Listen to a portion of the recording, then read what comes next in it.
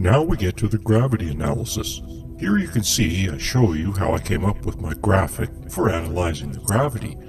The blue is Earth gravity and the red is the moon gravity. You can see an obvious difference. The moon objects fall slower while the blue objects fall faster.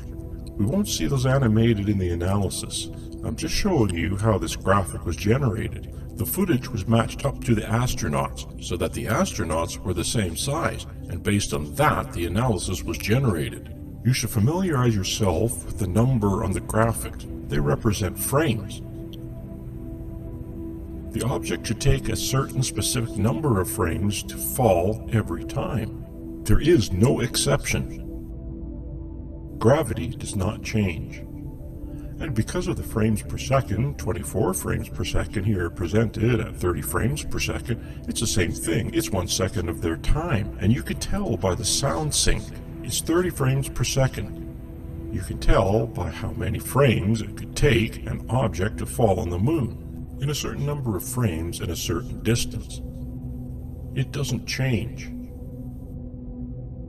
So here we have astronauts jumping for various reasons. Locomotion, fun, who knows? There obviously was no jumping in the first three that I could locate, mostly in A17 here.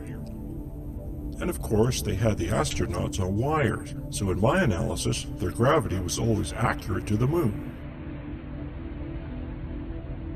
This was a frames per second combo with wires, and based on the equations you saw earlier, about 46% of the weight staying up on wires, and so it was quite the same as the wire simulation. Weightless quality, or lowered weight quality. But of course combined with the frames per second, which was 44, they always fell at the exact right speed. Here we monitor at the top of the head because no matter what part of the astronaut you look at, as long as you can clearly designate where it is, at the beginning and ending of the jump. Here also taking the beginning of the jump to the apex where it stops going up, or the apex down where it starts going down, to where he lands. If you question my choice of these, then there's not much I can do about that. But I was as accurate as I could be. You can see I matched up the astronaut to the graphic based on where the feet were located. And if they were leaning forward at the top of the pack, it's where the top is. And if you see them leaning over, that is very accurate. The pack doesn't really go much over that, the astronaut's head.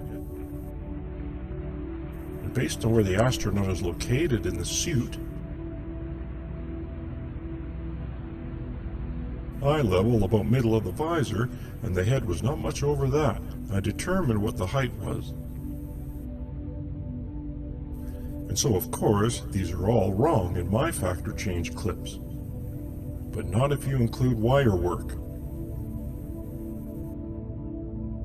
And here of course, they're right every time. What it does do is it should provide confidence in my method here. Also, I think one earlier on was yellow. That meant it was off by a frame. I could only find one other occasion where I think my analysis was off by a frame. But because of all of their little tricks with frames per second, dropping frames and so forth, I can see why that might be the case. Sometimes I establish the footage. You can see up in the top left corner a reference of the actual footage, and then how I modified the footage you can determine based on the differences. Now getting to the dropped and thrown objects, there's quite a few. This is really one of the significant things that led me to proceed forward with this analysis, is that we found so many opportunities to measure the gravity.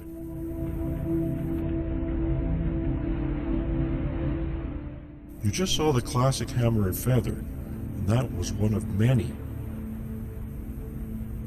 Several dozen here.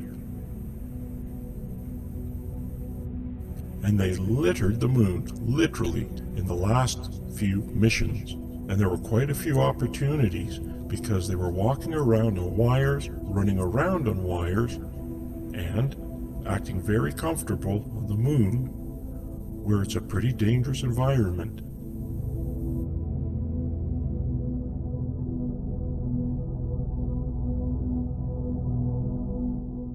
So obviously I didn't analyze all of these. They're not always really analyzable. You can, I'll show you, after the presentation of these clips, you'll see which ones dissolve away as yellow. Those are the ones I did not include. And as you can take a closer look at this for yourself and see if you'll find something different.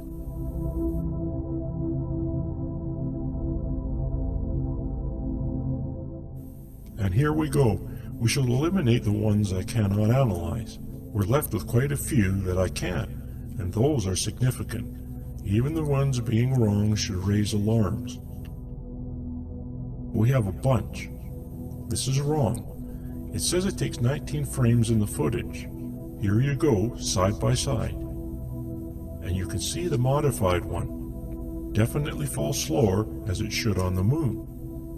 And here is my factor of 5 to 4 slowed down, here. And it is correct. You can always repeat these. Pause, replay if you want to see it again. I only show them to make the difference clear. It was 22 in the footage, I modified it to make it 30. Here you see them side by side, here are some of the earlier. It's Apollo 14. You can see the incredible distortion in the footage. It's really incredible how they tried to hide. The footage itself is also unbearable to look at in slow motion, the presented speed. But at this even makes it worse. So it's 21 in the raw footage here, 31 in the modified is correct. See the difference? It should be 31 at that height. There's quite a bit of difference of 10 frames. So we're not talking a frame or two here. And in my footage it is 12, which is correct. I say my footage, my modified version of the footage, based on the frames per second factor.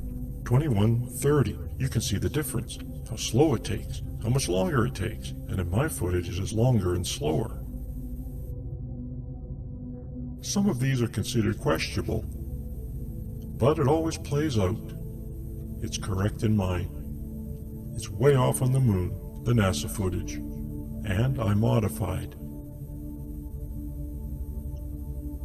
And you can see the difference. So I'm just running through these again and again and again. It just keeps going on, and you can look at these more closely. I just wanted to present them to you so that you can do more careful analysis of my analysis, which you should do. I would like to spend some time to confirm what I have discovered here. Here is an astronaut, and then I move the graph. The measurement graph to where the action indicator bars are. When the frames hit, you can see it turn red if you didn't already notice. And it gives you a reference, the same size as my astronaut graphic. I just moved it separately so that the astronaut graph is there to establish an accurate sizing for measurement, and the overlay graphic is moved to more accurately show the distance the object traveled in frames.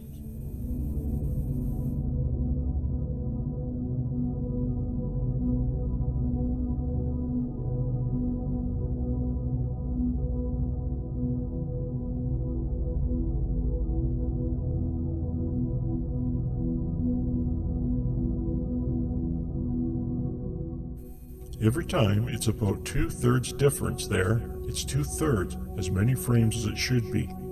And in mine, correct every time. Well, let me correct that statement. Almost every time. And I'll show you why soon. Those are not correct. These are some tricky fellows who created this footage.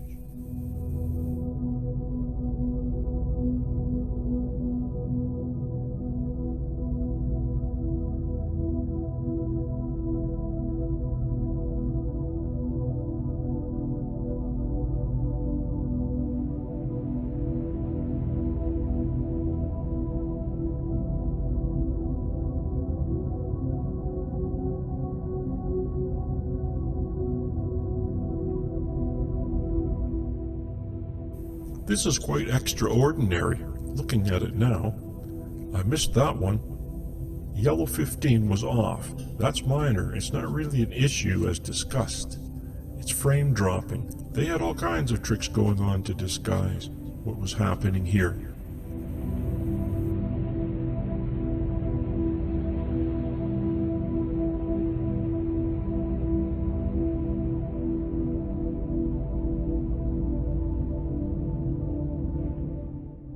When you see the yellow graph there, it just means that I've done some stabilization, and I put it there as a reference. It was usually hand-done stabilization, enough that you can measure. Here you can see the lens distortion, fairly obviously because of the stabilizing. And here you can see how the same objects in the background get distorted as they approach the edge of the frame. Now these are, the past one and this one are, really extraordinary things. What's happening here is that it's wrong in my footage. And it was like, why is that? Well, I realized that they did a frame adjustment. Notice the factor change at the bottom. 0.41, it was 0.54, 0.41, back to 0.54. They changed the factor during the throw. The object movement to simulate the moon, the proper speed, and a jump back, and you can't tell. They may not be doing these for this. There's a whole section on speeds change. You can see how often they use that technique to disguise their methods.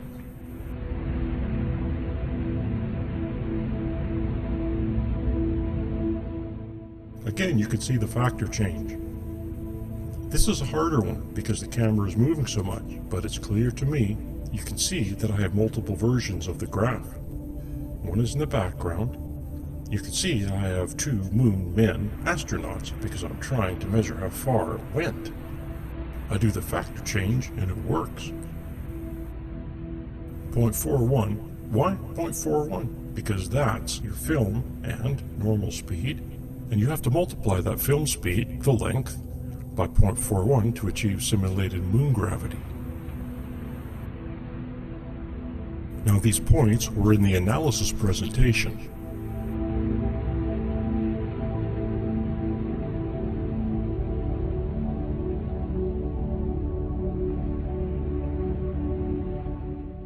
Now this is wrong.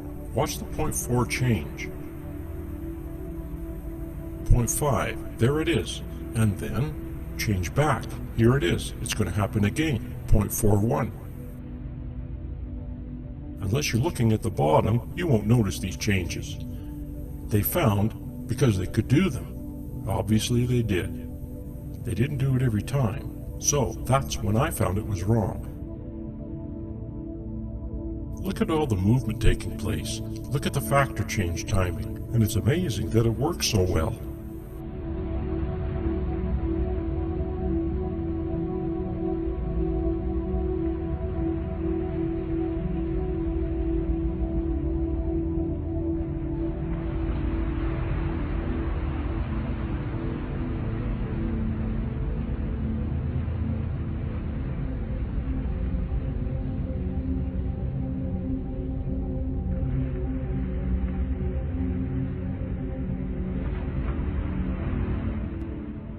He's running at us in slow motion, and there's a speed change right in the middle.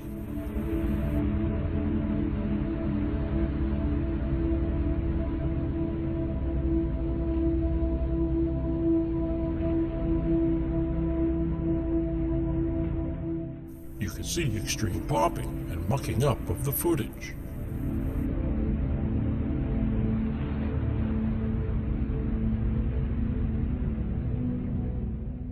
Here's the classic event. Now we get to the sand.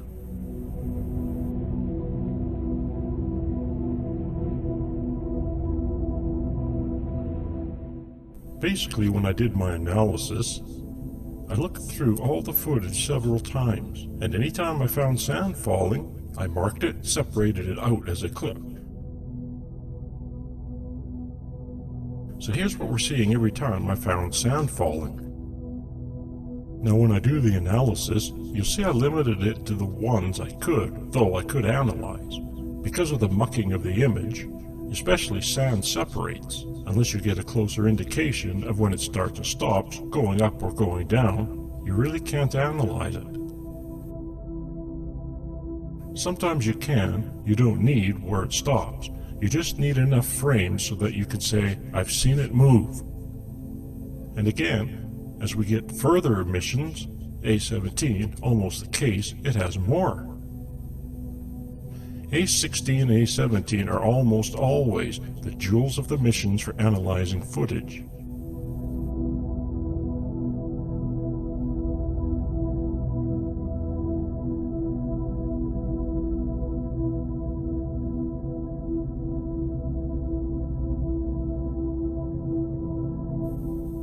Here's our graph astronaut for measuring, and here you saw the sand falling. It's wrong. I say 31 frames. I'm showing you clearly where it begins. Where it ends, it should take 40 frames. Now I am confident in my discerning where the sand starts to fall and when the front edge hits the ground. And it is correct in my footage.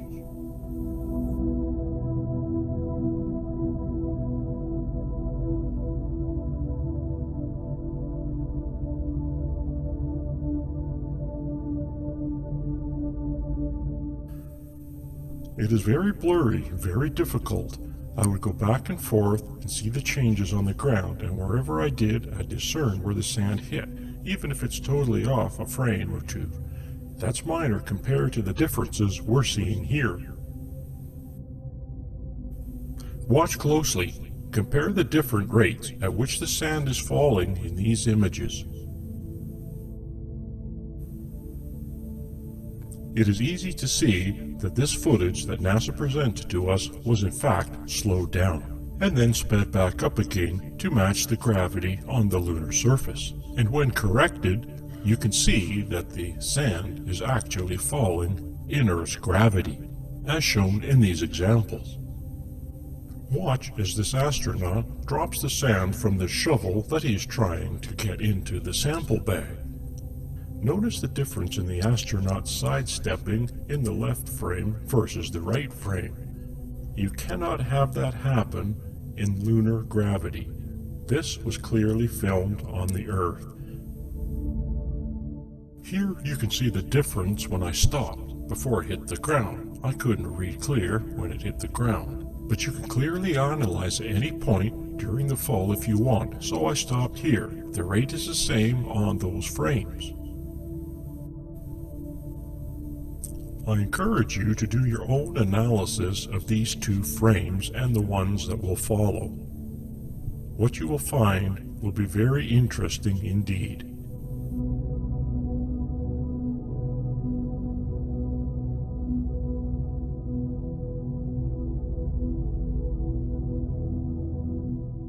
In these frames, watch the difference at the speed of which the sand falls. You'll notice that the sand in the left frame hits the surface first before the sand in the right. Again, please notice the clip. It's right next to the bottom. You can go to the NASA site referenced earlier in this presentation and look at the evidence for yourself and determine for yourself what's going on in the footage. Try to keep a mental note of how many times you are seeing things fall in this clip. Note the different rates at which the sand falls on the left compared to the right, and then back to the middle.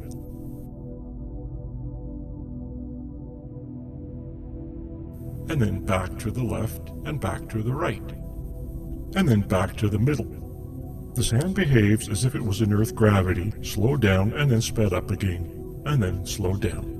Do you realize how many times we're seeing things fall here and the wrong speed in the NASA footage? This is not a fluke. This is clear evidence this imagery is faked.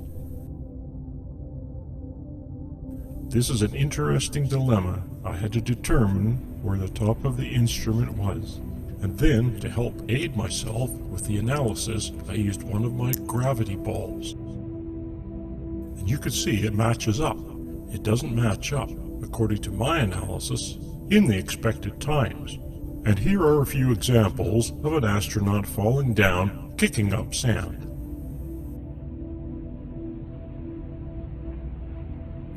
And here, scooping and tossing sand with a shovel. Here I use the top of the sand. Here it hits the top and falls. You can see it disappear, and it's a great time to determine when it starts and stops falling. Let's compare a couple of these clips.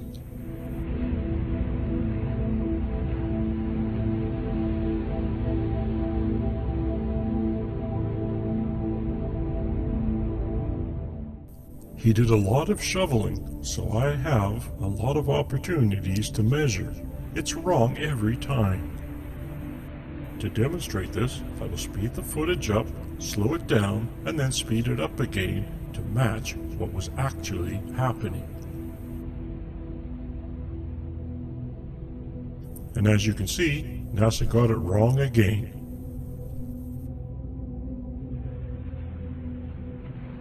Let's watch that example one more time. Keep an eye on the top counter as the sand hits the ground. You'll notice that the time frames are different. This would not be possible had this really been on the lunar surface. This time, we see the astronaut step backwards as he finishes shoveling. You can clearly see that one pile of sand is hitting the lunar surface, or so-called lunar surface first, before the other. Let us take a further look at how gravity affects objects that are thrown.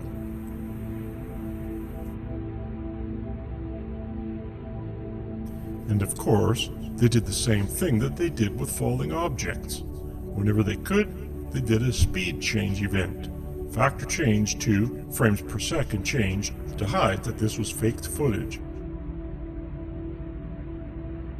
There's only a few of those. I find those very interesting, where the astronaut's jumping.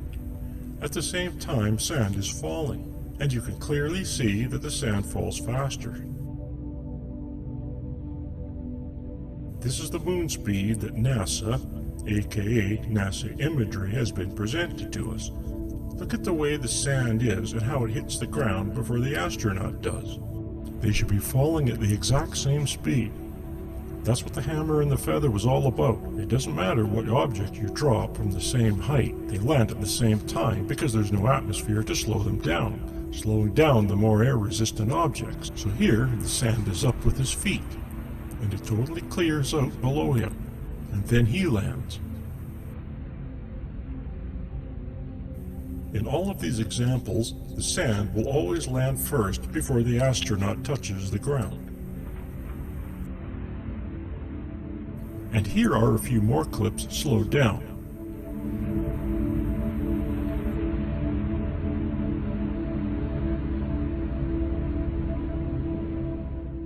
This is the famous jump salute. And they're the more obvious ones to me. Sand is up there with his feet. Sand is up there with his foot, and then it's clear it's falling as fast as in Earth gravity. He's falling slower because he's hanging from a wire.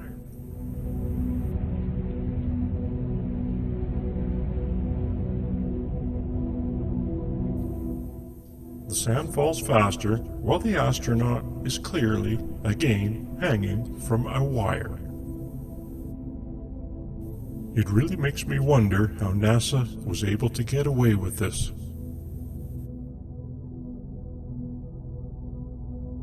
Here, we will go through some speed change events.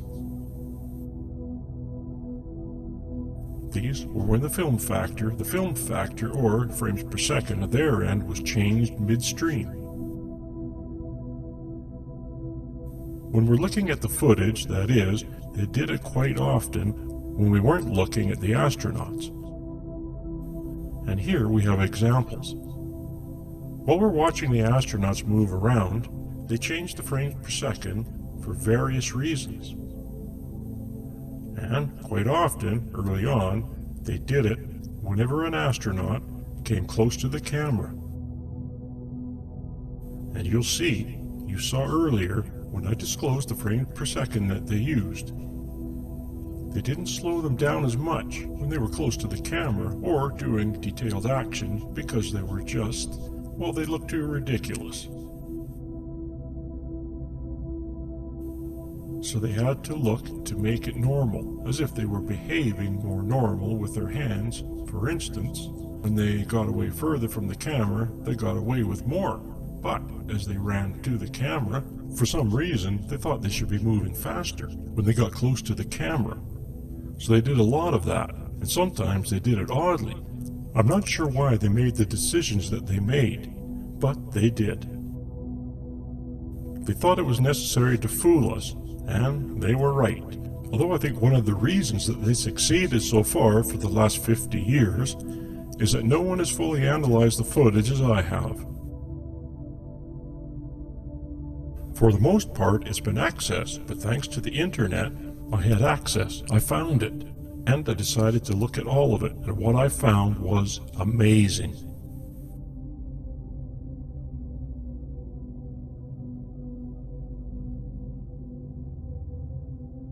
And we are going through all of these events. If you watch the factor at the bottom of the footage, you can see it change midstream.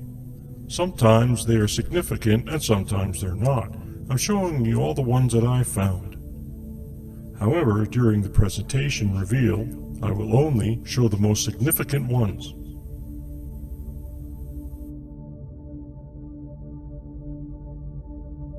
Here you can see A15 in the winner of this one. You can see I eliminate most of them because you lack motion blur, so here's their version.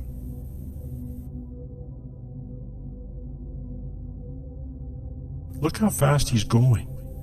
So down here he slows down. And my assumption is, as they were watching the footage, when they generated it, they said, he just looks too slow in the camera, we gotta speed him up. Here it is at my 0.45 factor, and I was analyzing the footage. I said, whoop, why does he look like a clown?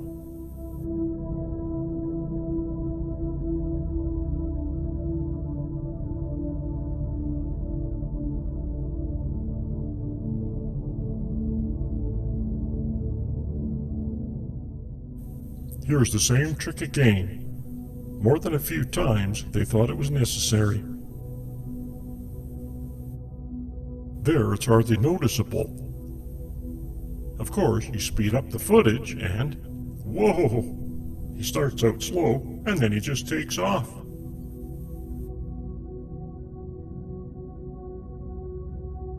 There's that stuttery look again, somehow going back in time and forward again. I don't think that happened in any legitimate footage, ever in the history of footage, except for on the moon.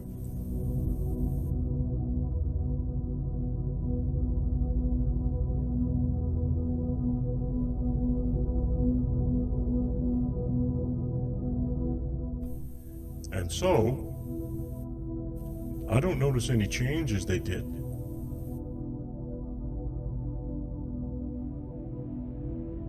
It's a subtle change in slow motion, but when I was looking at it here, he looked fast. Then I did the adjustment, it looked better. I'm sure I missed many times exactly what the changes are they made. I just did the most obvious ones that looked and stuck out to me. That was a change in the middle. Did you see how the astronaut just sped up in the middle like that? Here, let's watch that again. Watch as the astronaut comes close to the camera. He's in slow motion. And then, keep watching. There, all of a sudden, he just sped up. There he is again. Looks going fast. He seems to go a decent speed, and then, next. So here we are, the standard 0.615 for rover activity, and they change it so he can run away. If you watch closely, you can see little spasms that the astronauts make.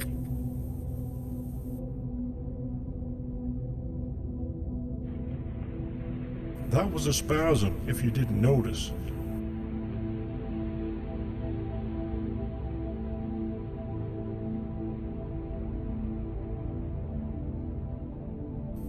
Here he is in my constant factor. That's the spasm. And then, now you don't even notice it here. It was proper at 6.615 earlier, and he wasn't proper. I had to find the time change as they became standard practice. When they're near the rover, I find the factor that works, and as they get further away with different factors and so forth, so I just took the opportunities to change. so that I follow the most likely. I do not nail it precisely every time, but I did it enough to show that it occurred. The astronaut walks slowly and then speeds up, if you notice.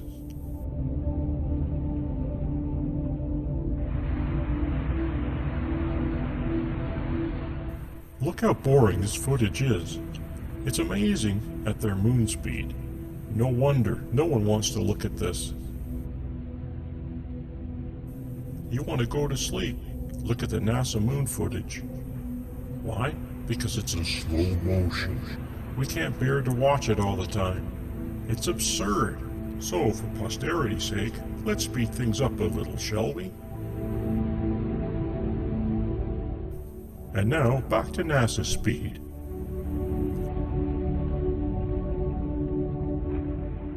So again, my standard way of showing this to you is my determined way that it was the factor that needs to be utilized. There's a speed change, and then I show you the NASA footage. And then I show you the constant factor that I first created and which was revealed. That it wasn't normal, and I had to do speed change adjustments. So once again, let's have a look at this boring rover footage from this angle and watch the astronaut how he speeds up and slows down at times.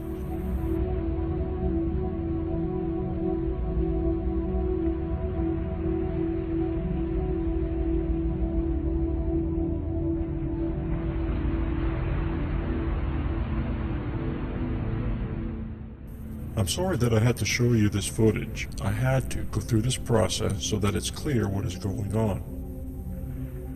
Here's the constant factor.